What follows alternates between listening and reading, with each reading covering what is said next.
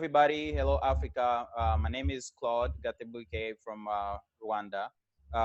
We are here on this conference, united as Africans from around the continent, because of what we're seeing happening in South Africa to our sisters and brothers down in South Africa from various African countries. And we just wanted to come together as a group of Africans to show that we're not gonna just sit and watch what's happening and do nothing and say nothing. And we encourage all other Africans to also get involved, and also anyone else that's moved to get involved. We want you to get involved. But without further ado, I just want to turn it over to my colleagues on this conference to go ahead and kind of talk about our reaction to what's happening, and what is our call to action from each individual person, just as a united front of young Africans who are very concerned about other Africans all over the continent, including in South Africa, South Africans and non-South Africans.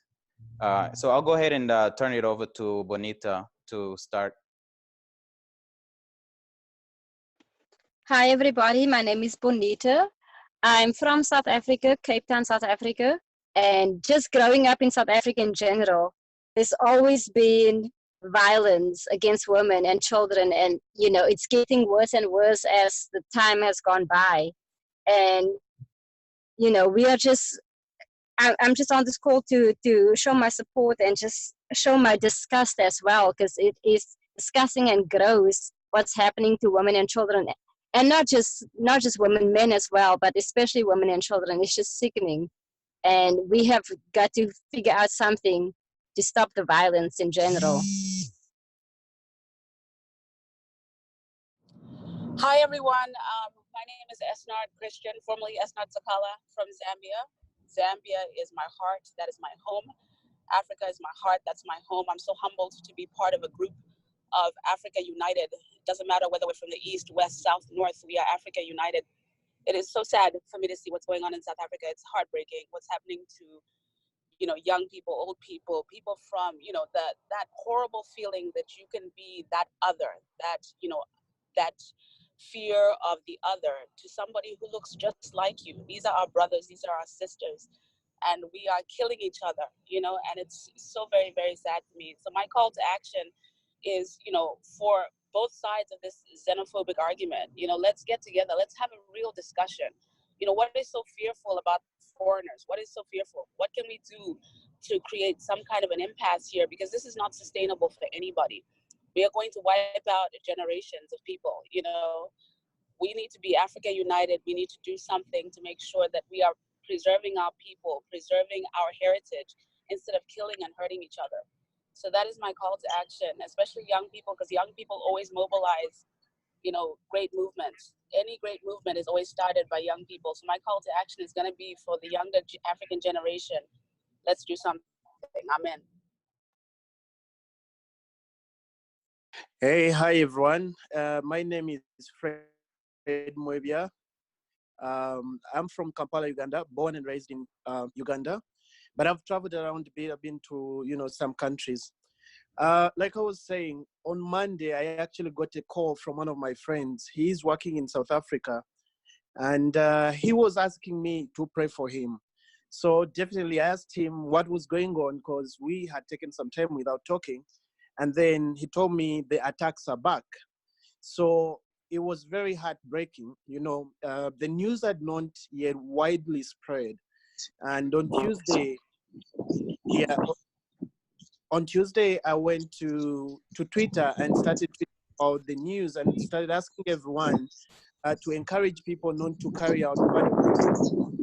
What comes to my mind is we're living in a very, very sensitive community today, and yet we need to be very, very united. We have given up the values that we really cherish as people that come from this continent to things that are reacting to politics, reacting to economic forces, and we've forgotten the Ubuntu, the brotherhood that we are supposed to share. My call would be, because you see, for us to be able to sort that problem, we're not going to deny that it's got an economic part and it's got a political part in it. One of the things that I think we need to do in our generation as young people, because we need an Africa that is workable for us and for our children. And it is very, very serious that it's not only about South Africa. We must all be concerned. We must not watch anyone go to turmoil and, you know, just listen on to say that's all we can do. So I'm calling upon us all to encourage our governments, because I feel that is level number one. You see, the challenge I've seen in South Africa is people don't want to accept the fact. You know, we're seeing all the information coming out. We have some friends out there telling us everything, but the officials don't want to come out and say the truth. And you know, the first level of dealing with something that is bad is accepting that it's happening, and then we deal with it. And that's what I think we need to do. We need to be open about this. If there is racism, if there is tribalism, if there is a lot of nepotism in any of our governments, we need to come out and talk about it. Otherwise, it's not worthwhile for us to start fighting each other when we actually know we are supposed to be united. So it's very disheartening. I'm actually very emotional about the subject, that I've had to keep away from my Twitter, because every time I go out and read the content, it feels very, very sad. And I don't know what my kids will think about a generation when we're old and, you know, people stand and raise hands to beat one another for reasons that we would have avoided. Thank you so much. Hey, what's going on, everybody? My name is Kayo Bashir. I'm from Ethiopia, but I grew up in Kenya, Uganda, and I appreciate you, Clive, for setting this up. You know, for me, over the weekend, seeing such, I like to think about it as Afrophobia almost, where our own people are doing this to each other. You know, we as African brothers, myself growing up in so many countries, country like Kenya welcomed me as a refugee. At the end of the day, we all brothers and sisters, and you know, high employment and limited economic resources uh, plays a big factor in what's going on in South Africa right now. But you know, it is just so unfortunate. You know, as Martin Luther King said, "Injustice anywhere is a threat everywhere." You know, so seeing that come out of us as brothers and sisters, you know, and then it doesn't help that the leaders of, you know, the president of South Africa coming out and speaking very late. The African Union has almost been silent, and anybody else that has condemned it, I think condemnation is good, but it's not enough, you know. So us as the younger generation that understand that these borders drawn on, around the African continent was, you know, by the past white colonizers and things like that, and we can look over that. Uh, and I think my call to action is just how we can continue seeing each other as brothers and sisters, and uh, look past, you know, our differences and just think about more of how similar we are. So I think Fred touched on a lot of the points that I wanted to touch on, but um, you know, just I'm really excited about our generation, but it's really unfortunate that in 2019 our own are doing this to our own, you know. So Nigeria, South Africa, Ethiopia, Kenya, whatever have you, this should not be something going on amongst our people. So I'm really excited to have this conversation with you guys about what's going on. Good afternoon, everyone. My name is Peter Mtabaruka from Rwanda, but I have roots in Tanzania. I'm happy to lend my voice to this appeal with my fellow Africans.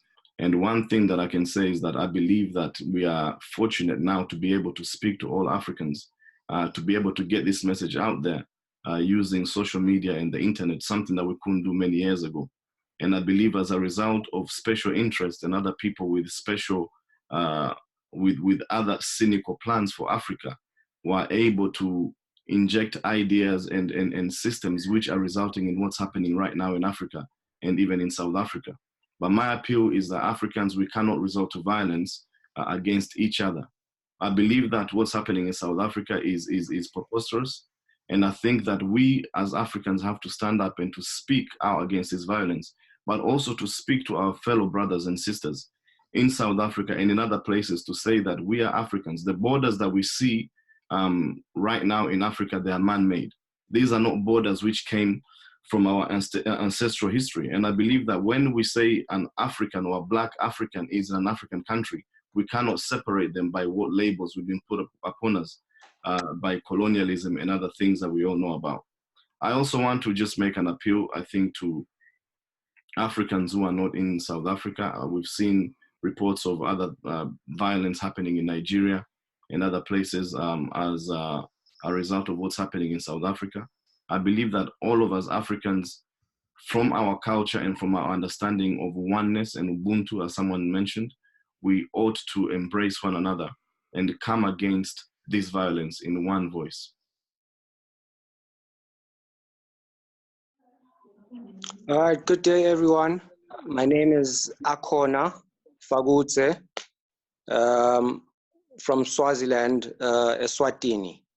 As you know, we are neighbors to South Africa. And so the take in Swaziland is definitely not the stance that is being taken by the Black South Africans in South Africa.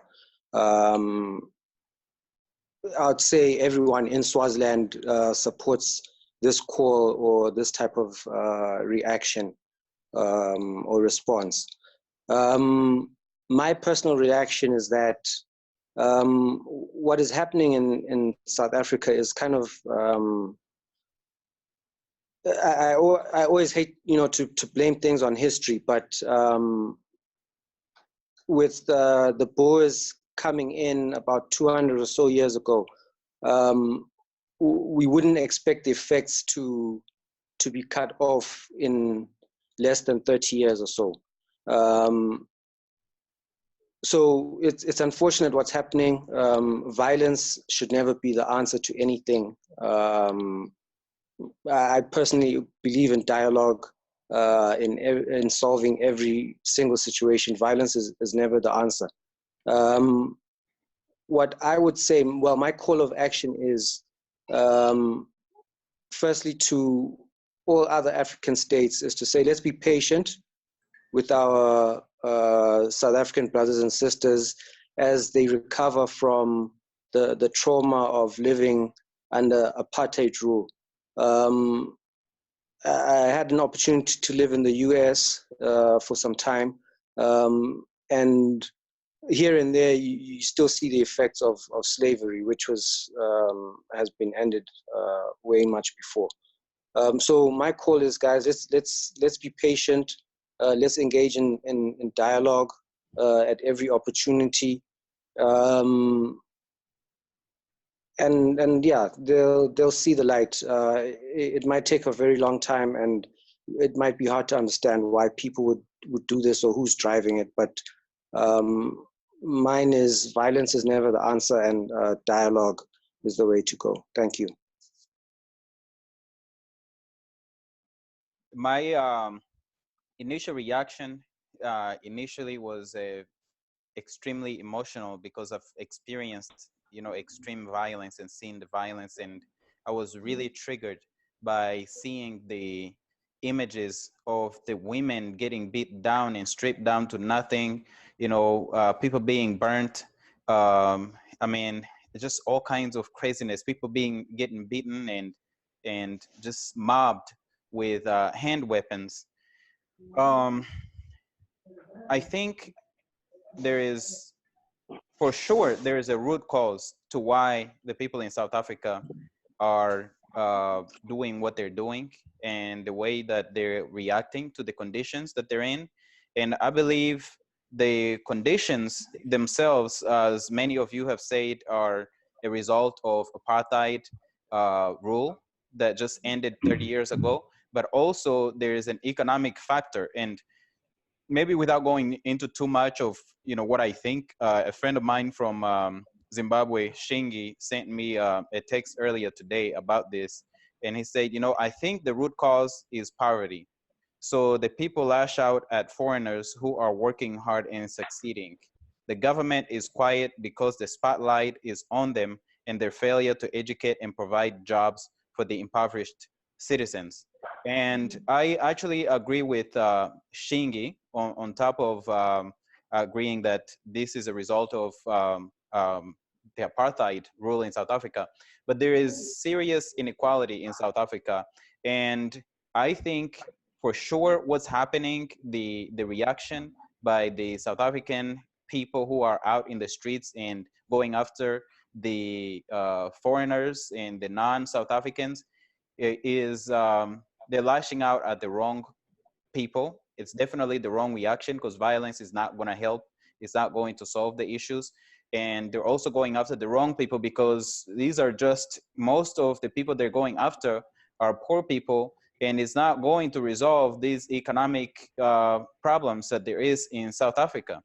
But my call to action, the thing that hurts the most, I think beyond the violence, is the silence by so many people in South Africa. I was happy to see that we started the call with a South African woman just saying that, you know, showing her disappointment and disgust at what's happening. And I appreciate every South African that stepped up and called out their own government and called out the South African people and asked them to stop. I mean, you can't, when you see somebody getting beat down and not a single person says stop it, it just doesn't make sense. And so I appreciate that from the South Africans. I appreciate the various organizations. I saw earlier today there was a soccer team, Kaiser Chief, that a bunch of their players issued a statement. But I also think the rest of Africa, you know, we need to hold our brothers and sisters in South Africa accountable. I agree that we need to be patient because the issues of apartheid are not going to, you know, end in just 30 years. However, we also need to hold them accountable. You've got to, this South African government is just watching it. And you can tell the reason they're watching is because it takes away the responsibility. They're looking at the wrong people for well, a real problem. And the people are lashing out and the government is sitting in the background and just kind of watching it happen. The other thing is, I think I appreciate the African countries that have taken action. I've seen protests in Zambia. I've seen protests in Congo. I think the rest of us Africans, wherever we are, we should be showing up in front of the South African embassies and inconvenience the host countries who are saying nothing about what's happening in South Africa. And shame on the African Union.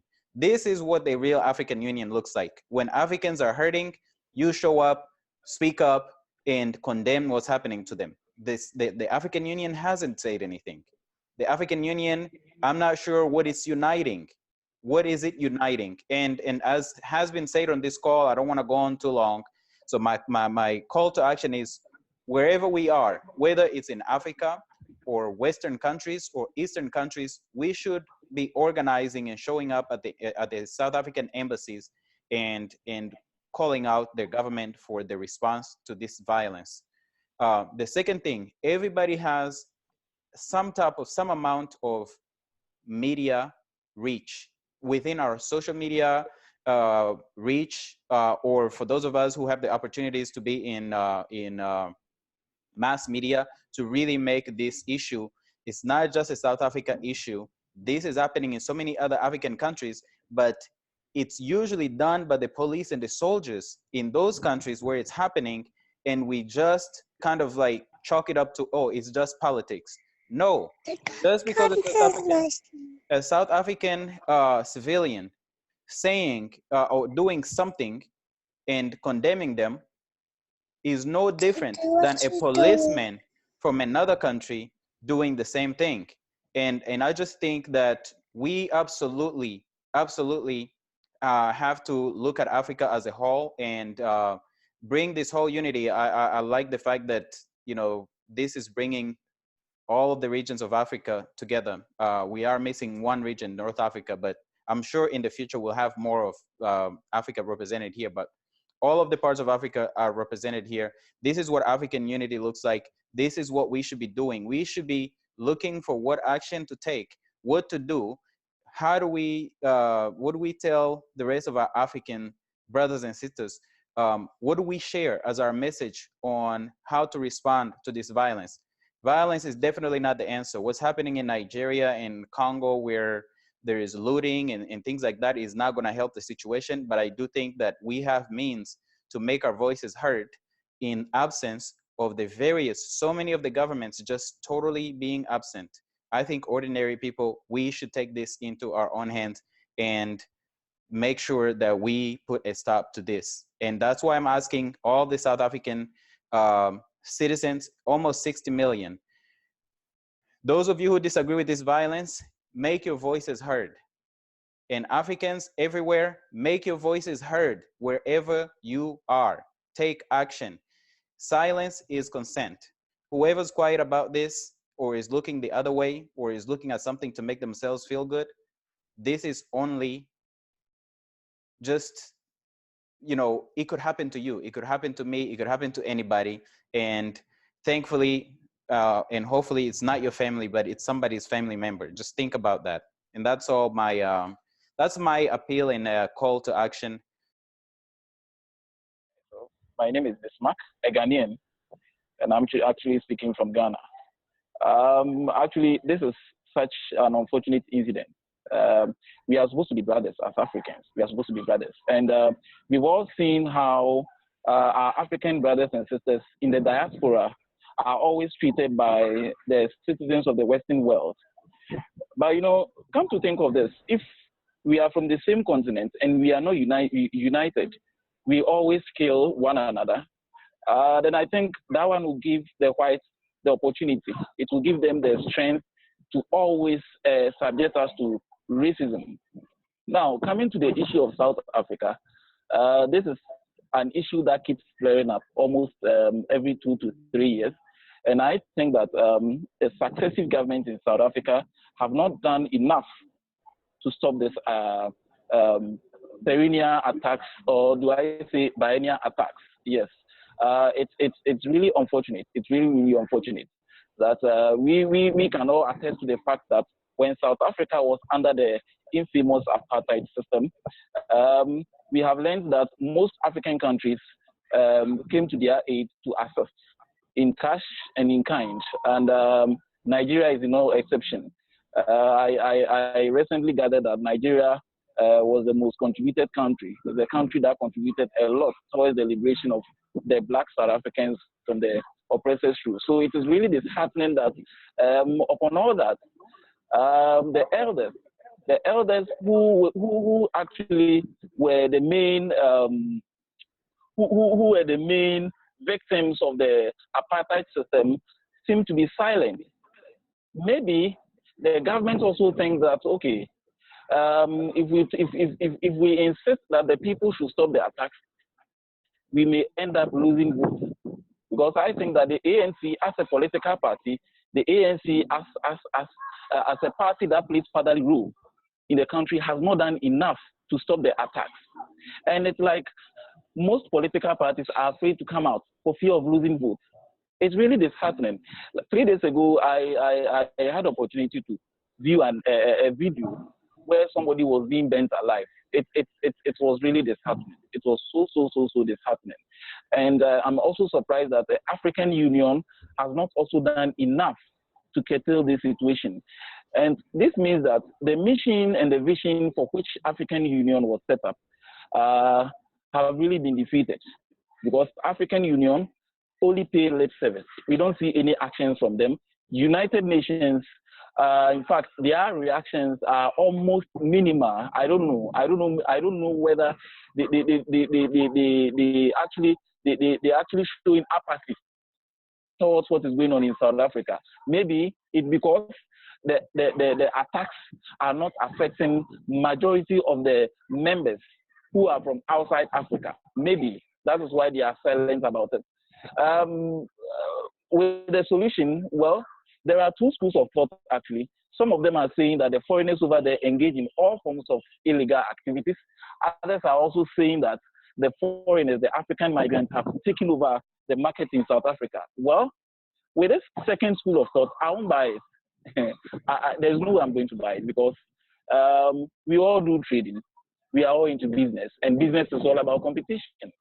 And with the issue of criminality, there are laws in every country. So if you think someone is committing a crime, the best way to do is to hand the person over to the law enforcers. But if you take the law into your own hands, then it means the country which you come from is in a state of anarchy. The country is really turning into, we say, a banana republic. There is no order. Everybody does what he or she thinks is right.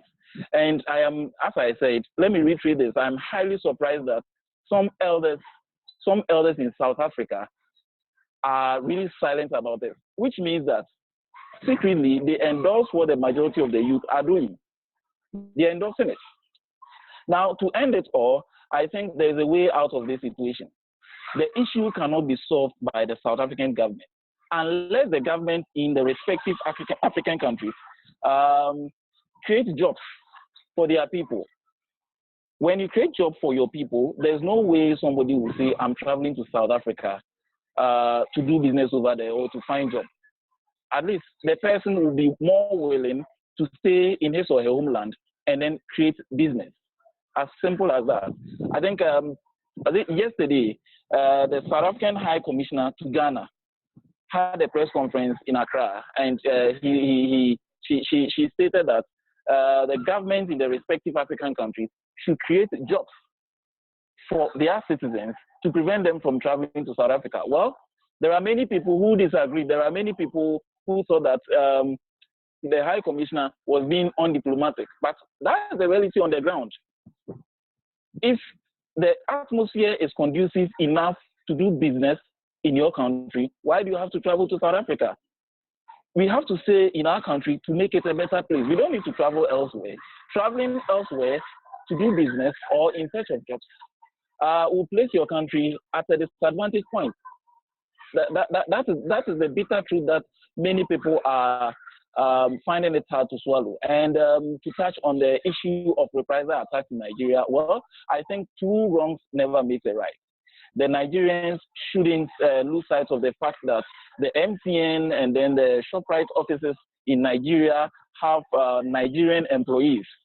So if you decide to go and vandalize the place, it is like cutting your nose to spite your face. You are rendering your fellow citizens jobless. So I think the Nigerians should also keep calm as the government in South Africa and then Nigeria are finding pragmatic way of resolving this situation.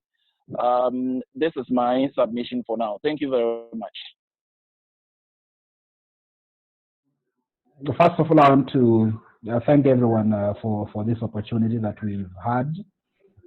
It's quite a unique opportunity that we are discussing issues across Africa. We should be having this kind of discussions every other time, because we have so many other issues across Africa apart from South Africa. We have issues in Cameroon, we have issues in Morocco, we have issues in DRC. I think we should be having more and more opportunities to discuss them. As far as the issues in South Africa are concerned, I want to start by talking about taking political responsibility. I've been very keen to watch and see what some of our brothers and sisters from South Africa are saying, and some of them are very upbeat about not taking responsibility as a country. And one major issue in Africa is that we like abortioning blame, and we never actually take responsibility. As a country, South Africa needs to take responsibility of what is happening, because in essence, what's happening in South Africa is a crime against the rest of Africans.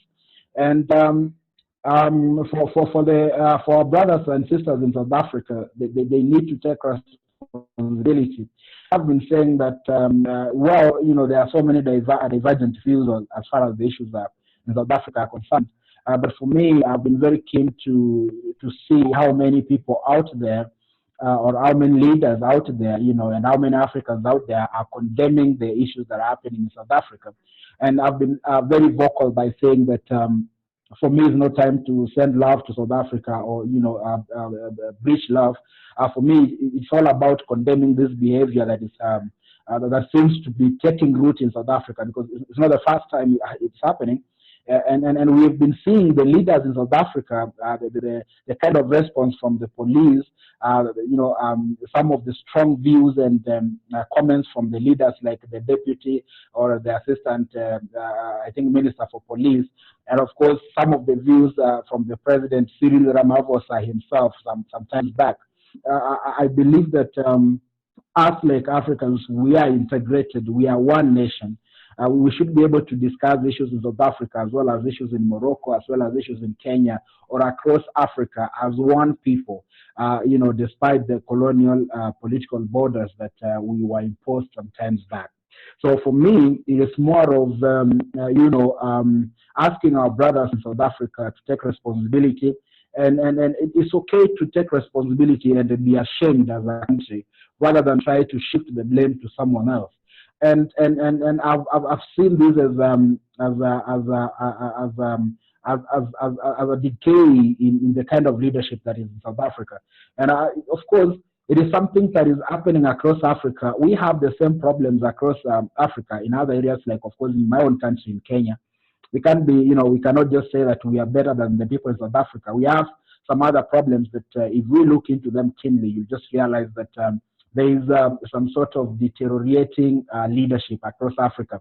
So I've been asking my brothers and sisters from South Africa to actually be able to look at those issues keenly and realize where their problem lies, and try to solve that problem.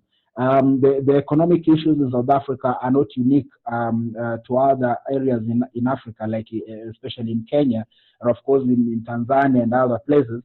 We almost have the same economic problems that our brothers in South Africa are facing. But I've been looking at that issue in South Africa, and from my own view is that it is more of their leadership is letting them down, because the situation in terms of fixing the economic problems that has led to the situation that they are facing at the moment is actually the big issue here. So I also want to make a call of action to our brothers in DRC, and of course we have seen our brothers also in Nigeria retaliating, and the violence that we've seen in Nigeria and Lubumbashi in DRC. I want to call the rest of Africa to become. Because fighting each other, we are one nation. We are the black people of Africa, and of course we have other people who are not necessarily black, but they identify themselves as Africans. We are a continent that is supposed to be a country. We are a nation. We are one nation. So someone said yesterday that the economic situation in South Africa has been a crisis for some time. We are seeing a lot of income disparities in South Africa. We are seeing a few black ruling elites getting more and more richer. We are seeing economic disparities in terms of the white and the black majority in South Africa. These are some of the issues that the South African government should actually sit and decide and decide on them. Once and for all, because as the time goes by, some statistics were being thrown about. I don't know the veracity of these statistics, that about 85% is controlled by the white minority in South Africa, while the rest are relegated to the other side of poverty. I don't know, even companies are being controlled by the white minority, the big companies. So these are some of the challenges, and we are seeing this because over time, as the time has been going by, this crisis has been growing, and the leaders that we are electing, who are the black majority who are actually ruling South Africa at the moment, including Cyril Ramaphosa himself, they have not been very keen in terms of solving these problems, these economic problems. So the income disparities and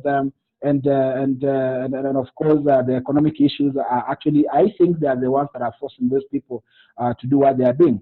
But in the end, we are saying that it is not justified to just burn someone alive or beat someone to death just because you think he's taking over your job or you think he's taking over an economic zone that you're supposed to be. But as Africans, I feel so sad. I mean, I felt really sad, and I've seen some news flash a few minutes ago that I've seen that Air Tanzania suspended the scheduled flights to South Africa. I've seen Zambia radio station bans South African music. Of course, we've seen the closure of the embassy in DR Congo. So these are some of the things. I mean, it's just sad that we are fighting amongst ourselves as African brothers. And I want to say this with a lot of emotion that there have been issues in the central African, like the Eastern DRC. We're looking at Burundi. We're looking at issues in Rwanda, and of course the Central African Republic. Some of these issues have been ongoing for quite some time, but we find that Africans don't even want to talk about these things. I mean, South Africa can be a case of its own, but the issues that are happening, things that are taking place in Rwanda, in Eastern Congo, even in Morocco, even in Cameroon, the Amazonian, the crisis of the Anglophone and the Francophone. I mean, we've seen people, children being killed by soldiers, women being killed by soldiers. So I want to, relate these issues happening in, especially the central part of Africa, to the issues in South Africa, and say that a conversation should have started long time ago.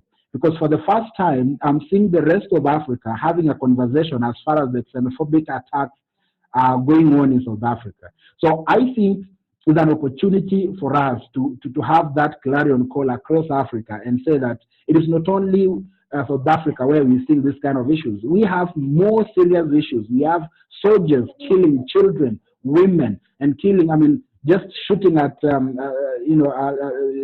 blindly at women in Cameroon. So it's like, for me, it's like a wake-up call that the rest of Africa needs to start discussing the problems that are happening in Africa, because we actually never do this. And I'm happy, but for the first time, we have a very serious conversation in Kenya about South Africa. The issues in South Africa have been trending in Kenya, social media, and of course the mainstream media for the last 3 days. And Kenyans have been having a passionate conversation. We've been calling upon the Kenyan government to issue a statement, because some of the people who are being attacked in South Africa are also Kenyans. And we are glad that our Minister for Foreign Affairs, she issued a statement today and urged the South African government to take more action.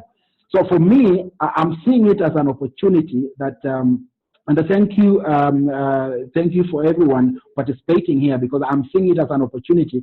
We start having these conversations of issues that are happening across Africa, because surely if we don't have this kind of discussion, the African Union is quiet. They are not saying, and up to even this moment, the African Union doesn't say anything. The African Union has never said anything about the Eastern Congo. The African Union has never said anything about the Central African Republic that has actually gone to the dogs. African Union has never said anything about the government of Cameroon that is killing people in the Amazonian region. So I think us, like African, the lay people, the ordinary people, us, because we are the people who are concerned. We are the people who really want this change in Africa. For me, I think is a beautiful opportunity, and when this meeting was suggested, I was upbeat about it, and I said I will participate. And I hope that after this, we create a habit of coming together. We invite more people to this kind of conferences. We discuss these issues. There are so many issues to be discussed across Africa, and I think it's a very brilliant and a beautiful opportunity for us to have Africa at heart. We as ordinary citizens, Africa united, we can be our own, form of the African Union. So as we're talking about it, I failed to mention in my intro that I'm so proud of the Zambian soccer team for canceling their their friendly game, I guess, in South Africa as a way to protest. I've seen protests happening in Zambia, and peaceful protest is what's important. It is so important, like I know many leaders have said, the pen is mightier than the sword. You can do so much more with your mouth than you can do with your fists. So thing, but do it in other countries. Don't go and hurt your South African brother who lives in London or who lives in Zambia just because of what's going on in South Africa. That does not fix the problem. That is the worst way to fix the problem. So yeah, I'm so glad I was part of this, and like I said, I'm in whatever we're gonna do. Yeah. Thank you so much. Can I say something? Fred from Uganda. Go ahead, Fred. Yeah. So thank you so much, guys, for the contribution, and thanks, Abraham. I know Abraham added me to the group.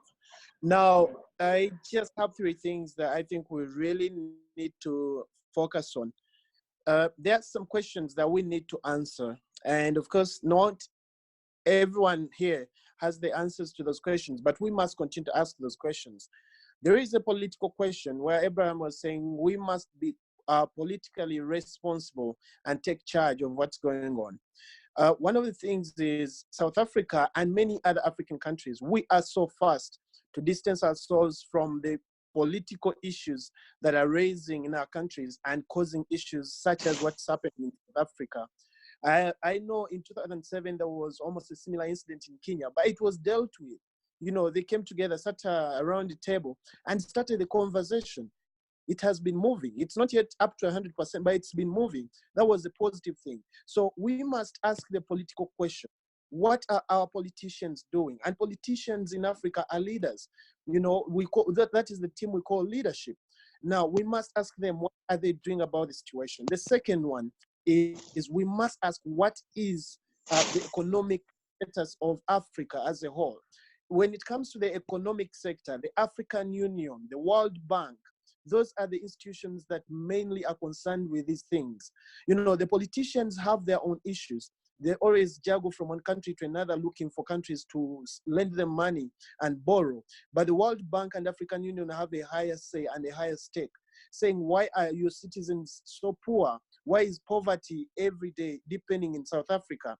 That question must be answered. And the third question is what we are doing as Africans in general. It's very disheartening that many of us look back and think that's a South African issue. Before you get your mother or your father or your son who is on a business trip, caught up in such a scenario, and they lose their lives, it's a very, very sad thing. So we must ask a question. What is the rest of Africa doing? And what is the rest of the world doing? Because if we don't do that, then we make it look like it's only for that country. Yet the fight must be for everyone. So those three questions are very fundamental. And believe me, every small bit that we are doing, even as individuals, I'm so happy for this engagement, that mind shift change starts as a small thing, but usually it reaches out to thousands of people. And if this goes ahead, I feel like this is going to change. It's going to change the way people think. It's going to change the way we think about each other. We all from different countries, but we're discussing an issue that affects all of us. So I want to thank anyone that came up with this idea.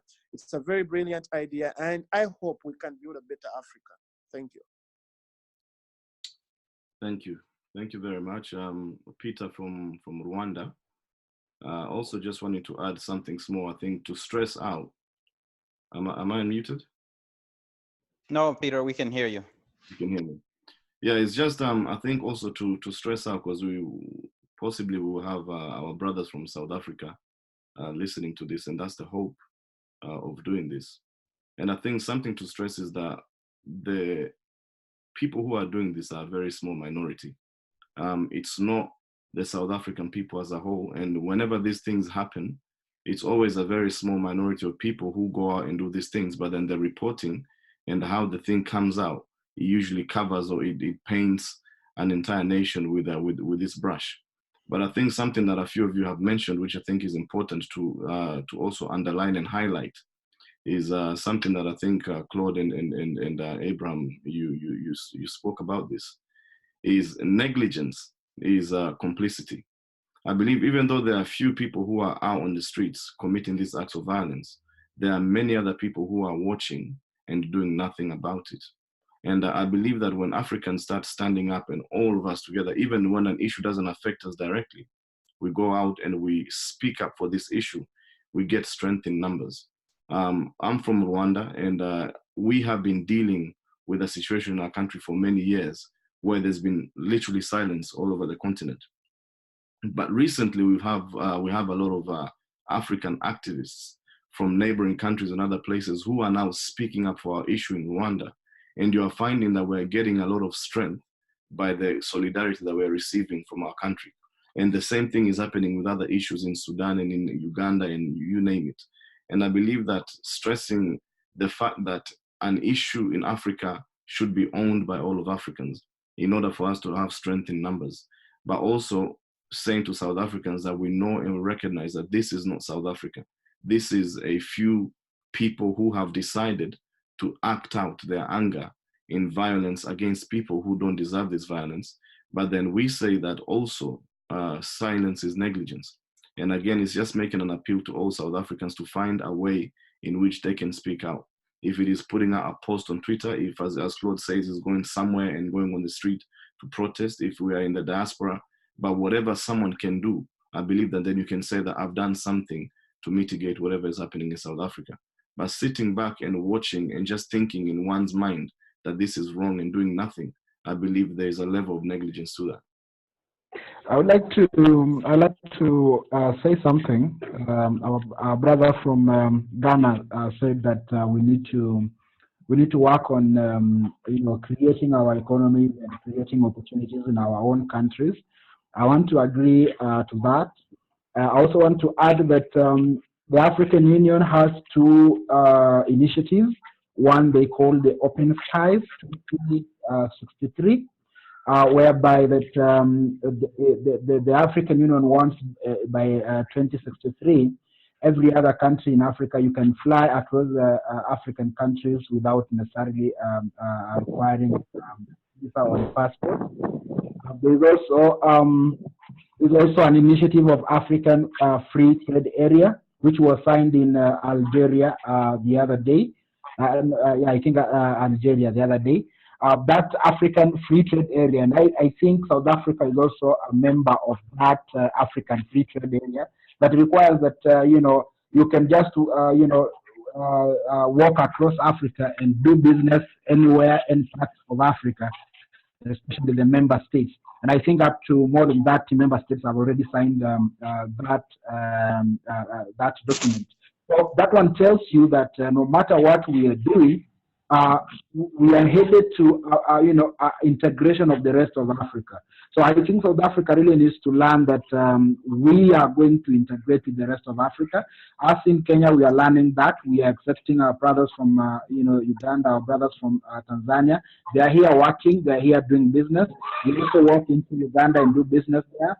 We walk into Tanzania. We do business just with our national IDs. And I think it's an opportunity to tell the rest of Africa that Africa Free Trade Area and Open Skies is coming. So it's time that we start embracing our brothers across Africa. Thank you very much, Claude. I just want to speak on the silence issue because I think it's definitely if you're silent and a crime is going on, you're definitely party to that crime as well. But I just like speaking for myself, my own personal view. If, for instance, your neighbor is physically abusing his wife, now, there's a school of thought to say if you've seen it, definitely report it, save the woman's life. But now, if there's another school of thought that says, what right do you have to go into someone else's jurisdiction and dictate? So maybe I'm not justifying the silence, but maybe the stance that maybe the AU has and various African leaders take in that everyone's got their own skeletons in their own closet, and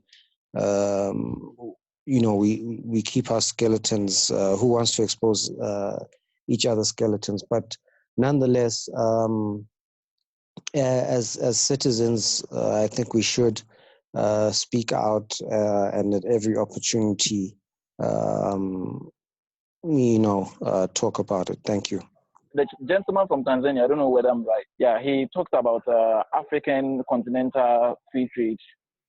Yes, it's a brilliant idea, but I think for a start, it needs to be piloted among specific countries because an agreement is an agreement. We can have an agreement on paper, but practically, people may not work with it.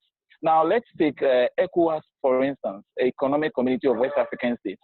One of their principles is to allow member states to do free trading, let's say, international trading or inter-country trading. Unfortunately, some of these countries are proving to be hostile to some of the members of this ECOWAS. Let me take my country, for instance, Ghana. Recently, there was this fracas between some Ghanaian traders and Nigerian traders. Ghanaians have our own laws. One of the trade laws states that foreigners are not permitted to do retail trading in the country. But unfortunately, most of the foreigners, especially the Nigerians, are engaged in retail business, and it brought a whole lot of fracas. And so I think, yes, agreement is an agreement. It will be on paper, but I think, first of all, it has to be piloted. It has to be piloted among some countries to test its strengths and weaknesses before it is spread to the other parts of the African continent. Thank you. I don't really have a lot to add. Everybody, I think everybody's covered it. I just want to thank everybody for putting your voice out in the public to support our sisters and brothers in South Africa. Again, as was said on the call, we do need to be patient with our South African brothers. At the same time, I think, hold them accountable. We need to, as basically everything says on this call to me is, the politicians won't do it, but we can do something about it. And I think we should. And I think every African person that knows, that cares, well, actually, you don't need to care. You just need to know. We should take action.